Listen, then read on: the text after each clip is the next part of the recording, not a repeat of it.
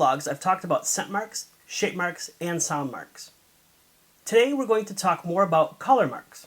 A color mark is when the mark itself is the color used on a particular object, whether it is the entire surface, a portion of the goods, or packaging. Color can never be inherently distinctive.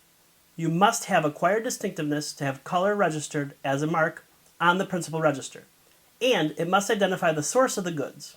You also cannot register a color as a trademark when the color is functional, such as orange for a safety sign or black for an artboard mortar.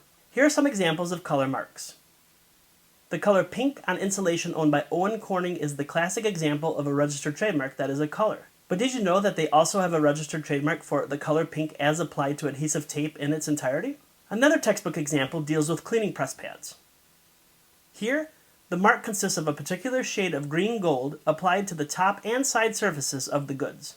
There's also Tiffany blue for the color of boxes. The mark consists of a shade of blue often referred to as robin's egg blue, which is used on boxes. Nike and Tiffany recently issued a collaboration pair of Air Force Ones with the swoosh in Tiffany blue. There are a lot of trademarks on this shoe and I really wanted it, but they're kind of a little bit going crazy on the secondary market right now. Christian Louboutin has a registered trademark for the red lacquered outsole on footwear that contrasts with the color of the adjoining upper portion of the shoe.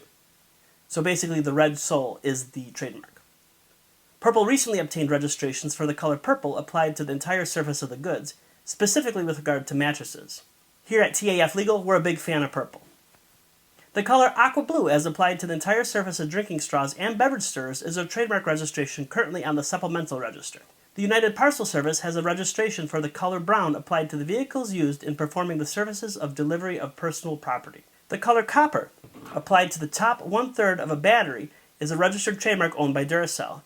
You can see how effective having a color mark can be because most consumers will know the difference between the silver battery with the bunny and the copper top. As you can see, trademarks are colorful and trademarks are fun.